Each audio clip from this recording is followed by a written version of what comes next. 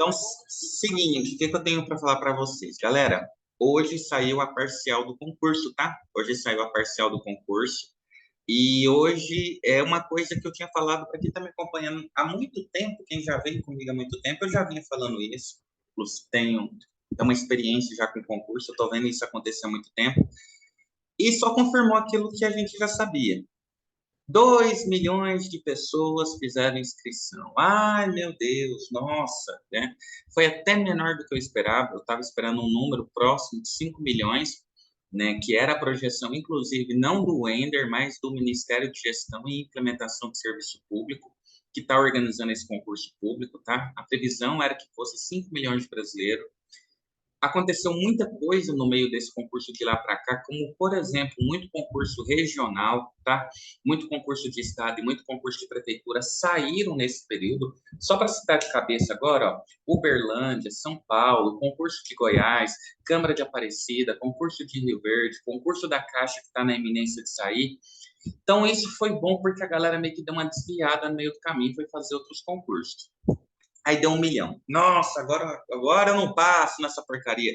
Galera, eu falei para vocês, não se assustem com o número. A concorrência real, a concorrência que eu chamo de concorrência qualificada é muito pouco, é muito pequena. A gente tem um alto número de vagas, tá? E hoje saiu a parcial que dos 2 milhões e pouco, 2 milhões e 500 mil inscritos, 1 milhão não tinha pago a inscrição. Por isso que eu comecei perguntando para vocês se vocês tinham pago a inscrição do concurso de vocês. Então, olha aí, a gente tinha uma expectativa quase de 3 milhões, né, 2 milhões e meio, mais ou menos, 1 milhão não pagou as inscrições. Isso representa aí, vamos jogar, arredondar aí para baixo, isso daria mais ou menos 50% do número de inscritos. Então, ó, de saída, de 0 a 100, de saída, 50% das pessoas não são concorrentes para vocês mais. Só de vocês terem pago a inscrição, vocês já estão na frente de 50% dos seus concorrentes. Aí vamos pensar o restante. Quantos estão estudando? Quantos de que vocês acham que estão estudando? Quanto de vocês acham que vão faltar no dia da prova? Que é o número de assiduidade, normalmente o número é muito menor. Dá uma projeção aí de 20% menor de assiduidade do que aquele que estava inscrito, que estava na prova. Né? Quantos vão passar a prova, resposta errada para o gabarito? Então, o que eu tenho para falar para vocês? A concorrência é muito menor do que vocês pensam, tá? Às vezes a gente fica com medo. Por exemplo, eu sou cheio de neura, né? Mas eu gosto de resolver tudo com conta. O número não mente para você, né? O livro pode mentir para você. O número não mente. O número é 2 mais 2 sempre vai ser 4, tá? E como uma experiência já que eu carrego comigo há muito tempo. Concurso não é o quanto fizeram as inscrições. Ah, sim, perfeito. Não, concurso não é quantas pessoas fizeram a inscrição. Esse número não importa. O importante é com quanto que essa pessoa está rendendo, né? E só aí você já elimina muita gente. Então, ó, vamos focar nas questões gerais, as específicas, pular de cabeça, e na discursiva, vocês estão muito bem aparados com a professora Alexandrina, que é incrível, que é inteligentíssima, e ela vai passar isso com vocês, tá? Só um segundo.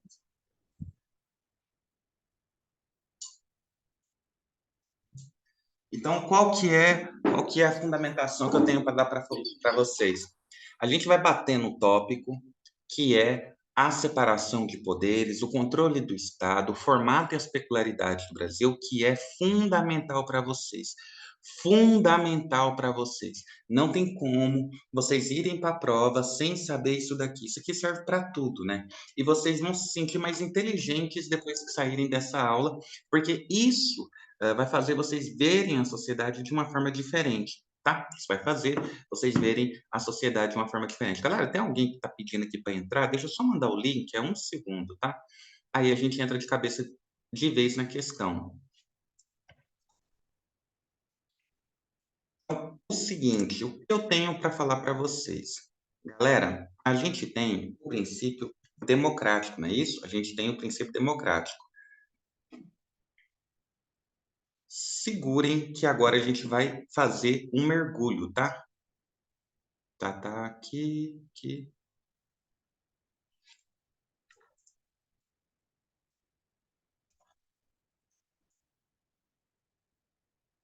Acho que agora que deu certo. Beleza, agora sim. Beleza, vamos lá, vamos render. Então, ó, o que eu tenho para falar para vocês? Que a gente vive no Estado democrático de direito, tá? No Brasil, a gente vive no Estado democrático de direito. Só dizer isso não adianta nada. Dizer que a gente não está conseguindo, tudo estava dando tão certo. Pera aí, deixa eu mandar o link de novo. Vídeo.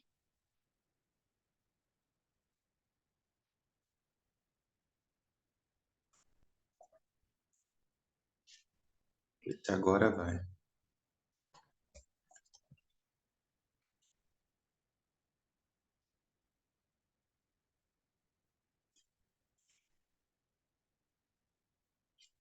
Estava igual eu no começo, não estava conseguindo entrar. É, que raiva, me dá uma raiva isso. Tu.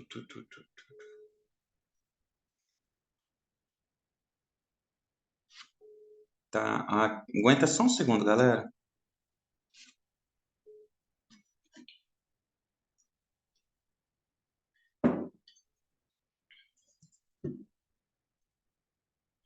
Então, vamos lá. Deixa eu compartilhar aqui com vocês. Quero compartilhar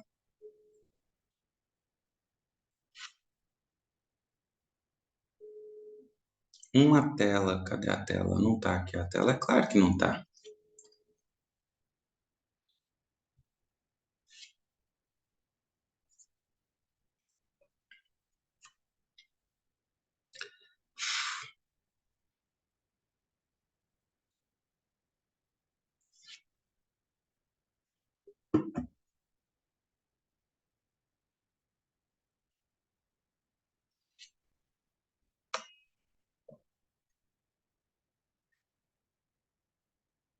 Aqui foi.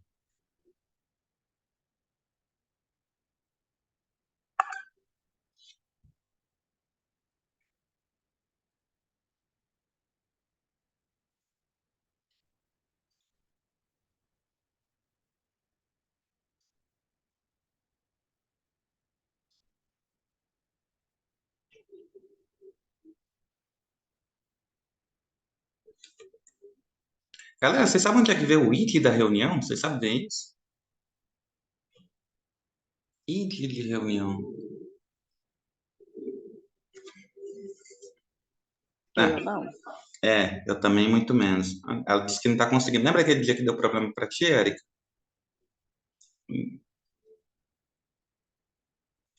Não entendi.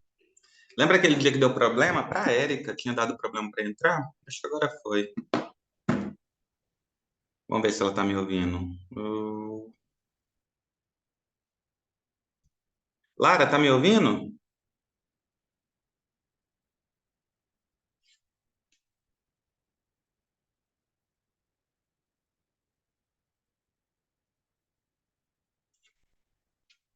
Tá, vamos passando aqui, eu vou conversando com ela. Então, ó, seguinte.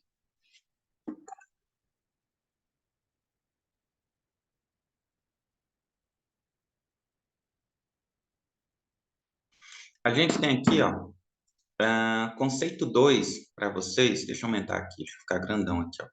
Vocês têm um conceito 2 que está no edital de vocês, esse princípio, tá? Que é o princípio de desafios do Estado Democrático de Direito e Cidadania, tá? Isso é um conceito amplo, é um conceito gigante, é um conceito que aborda muitos temas, tá? Porque, ó, se eu perguntar para vocês agora, o que é Estado de Direito? O que que vocês entendem por Estado de Direito? Érica, o que que você entende por Estado de Direito? Estado de Direito? O Estado, nesse caso aí, enquadra como. Não sei falar, não. Você tem Eu uma fui noção? por. Quando se rege por lei, Érica, fala. Desculpa, o colega estava falando. É um estado que se rege por leis? Boa, um estado que se rege de leis.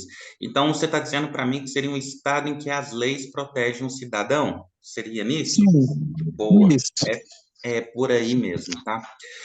O Brasil, hoje, né, todos nós que estamos vivendo nessa democracia que a gente está vivendo aí nos últimos meses, a gente tem visto muita coisa, né? Apesar tem visto uma polarização da política muito forte, mas mesmo assim, a gente tem visto que o Estado tem respeitado o direito do cidadão, tá? Os direitos civis, por exemplo. Então, quando eu falo de Estado democrático de direito, eu estou dizendo para você dos direitos civis, do direito de você votar, do direito de você ter o seu patrimônio, do direito de você ter a inviolabilidade. Lara, tá me ouvindo? Lara, tá me ouvindo? Boa noite, agora eu consegui ouvir. Agora vamos lá, então. Beleza, agora eu me sinto até confortável para avançar. Então, quando a gente estiver falando de Estado Democrático de Direito, a gente tem que olhar com atenção o que representa isso na sociedade em contexto brasileiro. Não vai adiantar nada eu trazer aqui para vocês o Código Penal, Código Constitucional, né, trazer as fontes do direito administrativo, que ele não é codificado, mas ele está em várias fontes do direito. Não adianta nada se vocês não entenderem o que isso implica na nossa vida, tá? Então, o Estado de Direito, ele guia o funcionamento das nossas instituições e protege os nossos direitos individuais. Direito de reunião, direito de participar da vida política, direito de acesso aos cargos públicos, tá? Isso que a gente está fazendo agora. A gente tem direito de acesso aos cargos públicos, tá? Qualquer um pode acessar um cargo público, e é até bom que seja os cargos públicos eles sejam de livre, né, acesso a todos, independente de cor, raça, credo, porque isso viabiliza até o princípio da publicidade, da isonomia, né, da transparência, que dá mais soberania das ações que são tomadas, tá? Então, o Estado democrático. Oi? Então, o Estado Democrático de Direito, a gente vai encontrar lá nos princípios fundamentais, eu falei isso para vocês, tá? A gente tem uma diferença muito grande entre direitos humanos e princípios fundamentais. Direitos humanos é aquilo que está decodificado, tá? Em organismos, em leis, em tratados internacionais. Quando a gente está falando desses mesmos direitos, que eles estão descritos na nossa Constituição, do artigo 1 ao 5º, o artigo 6º e todas as outras partes dos direitos fundamentais que estão espalhados pela Constituição, mas esses são os mais explícitos, além de outros direitos que podem caracterizar como direitos humanos, a gente vai falar que é princípios fundamentais, tá? Sem aquilo, a gente não tem o fundamento da República. Falei para vocês, ó. Vamos rabiscar isso daqui. Para mim só faz sentido se a gente fizer assim, ó. O que é Estado? O que é o Estado? O Estado é a junção de três elementos. Se eu tivesse, Maria? se eu tivesse esses três elementos, eu tenho um Estado. O primeiro, eu preciso de um povo, tá? Para a gente ter um Estado, a gente precisa de um povo. O que é um povo? O povo são pessoas que têm ligações culturais da língua, o idioma, né? Ligação histórica, tá? Isso seria o povo, tá? A gente precisa de um governo soberano, tá? Um governo soberano e a gente precisa de um território, tá? Essas três coisas formam um Estado, tá? Então, o Estado é um povo, um governo e um território, tá?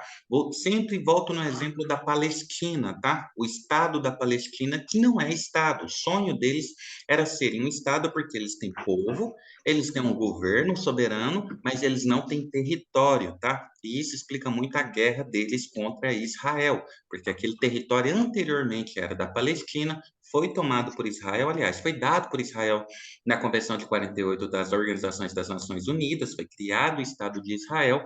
O mundo inteiro não reconhece o Estado de Israel porque entende que aquela área era da Palestina e está sendo dominada, e isso até hoje gera conflitos, mortes, e a gente vê uma guerra sangrenta que morre muita gente, muitas mulheres, muitas crianças, tá? Então, olha o quanto a gente é privilegiado por ter um povo, um governo e um território, tá? Então, a gente é brasileiro, tá? E a gente é o Estado brasileiro. Ah, Wender, Estado não é lá o Estado de Goiás, do Rio Grande do Sul, o estado lá do Ceará, não é isso que é estado? Não, não, isso aí é estado-membro, tá? A gente chama de estado porque são entes federados, tá? Essa é a peculiaridade brasileira, tá? São entes federados. Isso quer dizer que esses entes, ele têm até uma certa autonomia, mas a junção deles que cria a tal da soberania, que é a união, né? Quando a gente tem a união dos entes federados, a gente tem a União da República Federativa do Brasil, que é o Estado mesmo. Agora a gente tem um Estado que dentro do nosso território ele é soberano e fora a gente é independente, tá? Uh, e essa Constituição, a nossa Constituição é conhecida como Constituição Cidadã. Olha só que interessante, né? Democracia e cidadania, e a nossa Constituição é conhecida como Constituição Cidadã. Por quê? Porque ela versa sobre muitos direitos, ela nos deu muitas oportunidades, tá? Tem gente que fala assim para mim, nossa, a Constituição é tão bonita, né? Pena que ela não funciona. Como ela não funciona? Ela funciona todo dia, ela funciona toda hora. Ela não prescreve, ela não tira folga, ela funciona o tempo todo. Você pegou o transporte público hoje? Opa, então a Constituição funciona, porque lá no artigo 6º da Constituição ela fala que o Estado tem que prover alguma forma o transporte dos cidadãos, não é isso? Ah, Wendel, mas eu paguei. Sim, você pagou pela manutenção e pelo salário do motorista, mas não é para dar lucro, tá? Não é para dar lucro, é para ter a mobilidade urbana. Você foi no hospital? Opa, então a Constituição funciona, porque no artigo 196 ela diz que a saúde é um direito de todos e um dever do Estado, garantido mediante políticas públicas que serão providas pelo governo. Então, a Constituição funciona, olha só. Você andou na rua e ninguém te matou? Opa, então a Constituição funciona, porque ela diz que é um direito fundamental o direito à vida, tá? O direito à vida, ela tem garantias para isso, tá? Ela tem garantias e mecanismos que quem pelo menos ameaçar, lesionar o seu direito à vida, essa pessoa vai ser presa, tá? Então, peraí, então ela funciona, tá? Então, a gente poderia passar horas aqui citando momentos em que a Constituição funciona. Isso que a gente está fazendo aqui agora, por exemplo, a gente está exercendo um direito constitucional, tá? Que é o pluralismo político e a livre manifestação filosófica, científica, a livre manifestação de pensamento, tudo isso que a gente está fazendo agora, nesse momento que a gente está aprendendo sobre a Constituição Cidadã. Isso daqui é uma coisa muito óbvia, Wender. Não é tão óbvio assim em países como a Arábia Saudita, como o Irã, como a Coreia do Norte, como Burkina Faso. Isso não é tão óbvio lá, tá? Como a Rússia, tá? Que tem empresas estatais que vendem a informação oficial do governo, tá? Tem isso, tá? Então, o sistema de censura funciona bem nesses lugares. Aqui no Brasil, a gente é privilegiado nesse ponto, tá? Isso é o princípio, por isso que a gente chama ela de Constituição Cidadã. Ela fortaleceu a democracia e ela introduziu algo que foi um sonho da gente. A gente conversou muito sobre isso, tá? Ontem, inclusive, eu vou mandar as aulas para quem está chegando hoje. Ela fortaleceu algo, nos deu algo que foi sonhado durante 21 anos na nossa história recente, né? E posteriormente no Estado Novo, quando a gente teve ali o golpe do golpe, né? Do nosso grande Getúlio Vargas, né? O nosso malvado favorito, né? É isso? Ele é o nosso malvado favorito. A gente gosta muito dele porque ele é um vilão, mas é um vilão brasileiro, né? Que é as eleições, galera. Eleições livres, diretas, secretas, tá? Ninguém tem que saber em quem eu voto para evitar o voto de cabresto, tá? E essas eleições, elas vão acontecer de forma periódica, tá? Nada vai atrasar as eleições, tá? Elas vão acontecer de 4 em 4 anos. No caso, a gente fica votando de 2 em 2 anos, porque um ano é para presidente, outro ano é para prefeito, então, de 2 em 2 anos, mas o ciclo, né? Uma legislatura, ela se dá por 4 anos.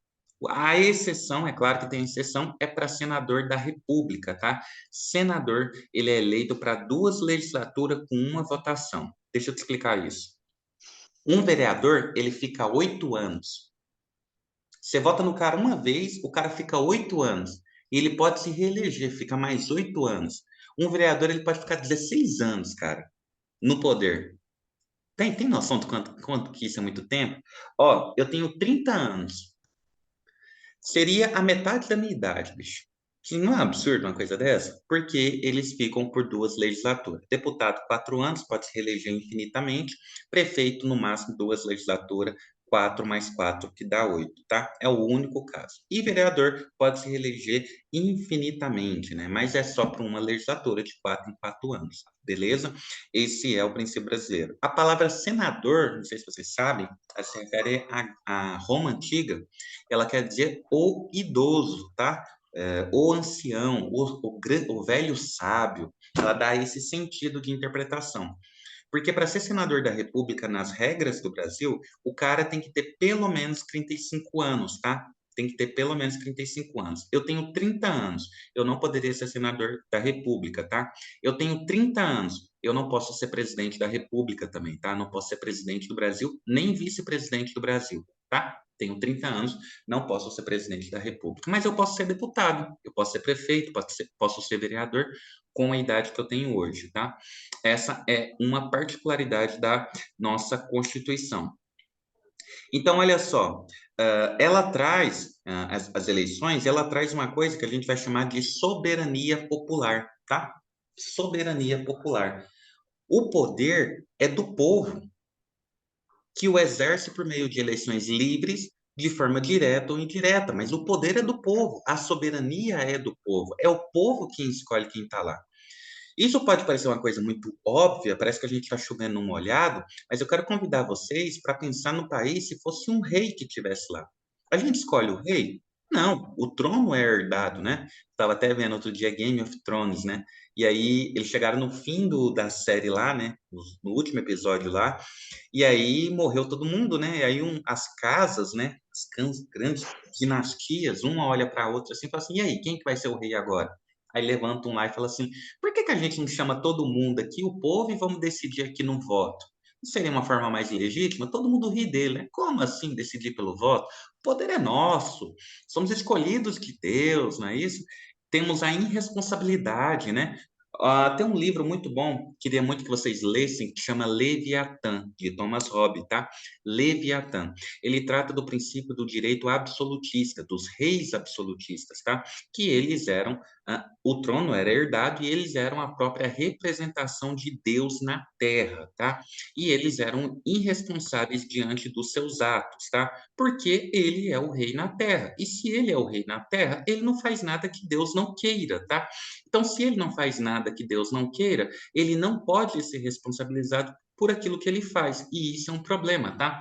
Então, a gente tem uma concentração de poder em uma só pessoa, executivo, legislativo, judiciário, ele administra, ele investiga, ele julga, ele condena, ele é o carrasco, ele faz tudo. E isso é claro que vai ter o abuso de autoridade, é claro que ele vai exceder esse poder. É claro que por muitas vezes ele não vai olhar o interesse da sociedade, ele vai olhar o seu interesse, tá? O seu interesse, né? E nem sempre o rei, ele é amado. Vamos pensar no presidente da República aqui no Brasil. É a gente que coloca ele lá. Ó, e a popularidade dele pode quebrar uma coisa que a gente já conversou muito, que é governança, tá? Governança pública, tá? A governabilidade, ela é dada por meio da eleição. Ele ganhou a eleição, ele tem governabilidade, né? Espera-se que ele tenha governabilidade, porque ele ganhou a eleição, ele é o sujeito formal que tem o direito de exercer o seu poder.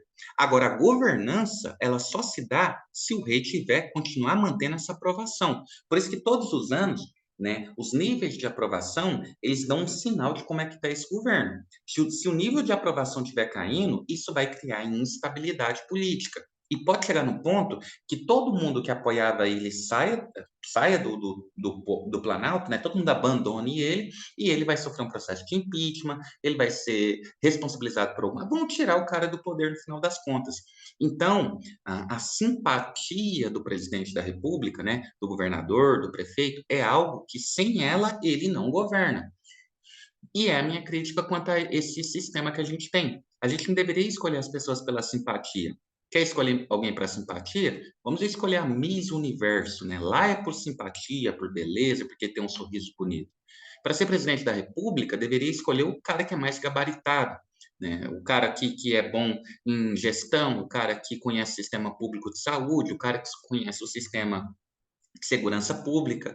Assim a gente teria uma boa nação, né? A gente teria um governo técnico, e não por simpatia, né? Não, porque eu vou votar nesse cara porque o cara nasceu na minha cidade. E daí que o cara nasceu na minha cidade, né? Isso não deveria ser um critério, tá? Vou votar no cara porque o cara é humilde, tá? E daí que o cara é humilde, né? Isso não deveria ser um critério. A gente não deveria votar com paixões, a gente deveria votar de modo racional, é a minha crítica hoje. Então, a gente parte do princípio que o povo, ele é soberano pelo voto, e o exerce por meio deste, tá? E o voto no Brasil, ele tem uma particularidade de ser obrigatório, mas não é bem obrigatório assim, né? Se você não quiser votar, você volta lá na Justiça Eleitoral, paga uma taxa, acho que é de R$ 5, e aí você fica livre daquela obrigação, seu título continua válido, então você consegue assumir concurso público, consegue abrir empresa, consegue fazer de tudo um pouco, tá? Se você não quiser votar. E se você quiser votar, mas não quiser votar em ninguém, você pode, na urna, anular o seu voto ou votar em branco. Qual que é a diferença? Quando eu anulo o meu voto não vai para ninguém. Ele fica lá como nulo. É um voto que não vai ser computado. Quando eu voto em branco, o meu voto vai ser direcionado para o candidato que mais tem votos. Entende isso? Então, o Wender está na frente. O Wender está na frente, o José votou em branco, esse voto em branco ele vai ser computado para o Wender, tá? Para aquele candidato que está ganhando a eleição, tá? Esse é o voto em branco. Então, olha só, e também criou um sistema nacional formado pela Câmara, então a Constituição ela também criou um sistema nacional formado pelo Congresso Nacional. Isso aqui dá uma diferença, tá? Quando eu falo Câmara dos Deputados, eu tenho duas. Eu tenho a Câmara dos Deputados estadual e eu tenho a Câmara dos Deputados federais.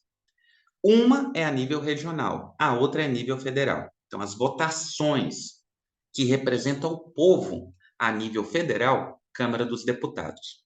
O Senado, ele participa dessas votações. Só que o Senado, ele não representa o povo. Sabia disso? O senador, ele não representa o povo. Ele representa uma porcentagem dos territórios nacionais. Então, são 3 senadores por estado, tá? Então, se você fizer aí, vai dar 51 senadores que são eleitos todos os anos, ganham um salário de R$ 27.000 por mês. E aí, 3 para cada estado, eles não representam o povo, eles representam o interesse do estado, não o povo. Quem representa o povo? Deputado federal. Esse representa o povo. Esse tem que prestar contas para a gente, deputado federal. Agora, olha só. Os dois juntos, deputado federal, Câmara dos Deputados e o Senado Federal, quando os dois se juntam, forma o tal do Congresso Nacional. E aí é todo mundo. Por isso que lá, não sei se você já for em Brasília, o Congresso, né, a Câmara, o local lá de votação, esqueci o nome daquela porcaria, ele é muito grande, porque além dos deputados, além dos senadores, tem as galerias onde as pessoas ficam assistindo a votação, fica xingando o senador, né? Taca lá lixo lá em cima, acontece de tudo um pouco lá em cima. Por isso que lá é tão grande. Então a gente vai ter o Congresso Nacional quando a gente junta deputado federal com senador. Wender, mas para que a gente vai juntar esses caras? Para muitas coisas, tá? Uma das primeiras coisas, por exemplo, posse do presidente da República, né? Posse do presidente da República, a gente vai ter o Congresso Nacional. Algumas votações vão acontecer no Congresso Nacional. Votação de impeachment vai ser no Congresso Nacional, tá? Então, é Câmara dos Deputados, mais senadores formam o Congresso Nacional, tá? Essa é a particularidade.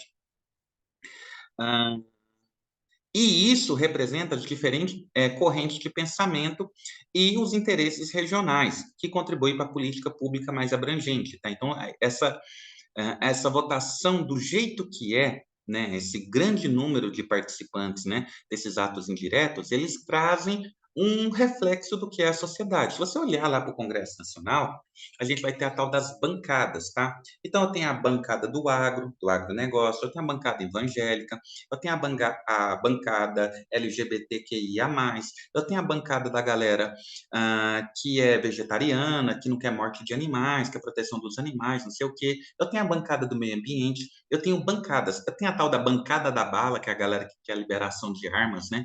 E o que é essa bancada? Essa galera se organizou? Não, são pessoas que têm a mesma linha de pensamento e foram eleitas por conta disso, tá? Então, eu sou um profissional da saúde. Se eu fosse me candidatar, o que eu entendo, gente? O que eu sei na minha vida? Eu Eu sei de sistema público de saúde, eu fiz essa porcaria durante tanto tempo. Então, se eu for me candidatar para isso, né, vai ser a minha bandeira. Ó, sou da saúde, se vocês quiserem votar em mim, eu estou aí para a bancada da saúde. Por quê? Porque é um negócio que eu sou especialista, eu estou fazendo esse troço há tanto tempo, então eu estou formando uma bancada da saúde. Olha só, e uma das grandes reclamações da minha categoria é que a gente não tem enfermeiro eleito, né? A gente tem enfermeiro em lugar nenhum, acho que a gente tem uma enfermeira, que é a enfermeira Ana Paula, que ela foi eleita para deputada federal só, a gente não tem mais ninguém. Então, por isso que os nossos direitos não avançam tanto, tá? Então, olha só, o Congresso Nacional, ele é uma pesquisa amostral do que é a sociedade, tá? Uma pesquisa amostral do que é a sociedade. E isso é importante porque a participação cidadã foi impulsionada por meio da participação da sociedade civil, que viu o processo, viu participar do processo decisório. Iniciativas como lei popular, leis populares e a realização do plebiscito proporcionam o cidadão participar diretamente das políticas públicas. Então, olha só. Eu falei para vocês que a democracia no Brasil é chamada democracia participativa e também é chamada de democracia indireta. As duas estão corretas. Democracia participativa ou democracia semidireta. As duas formas estão corretas. Uma é sinônimo da outra.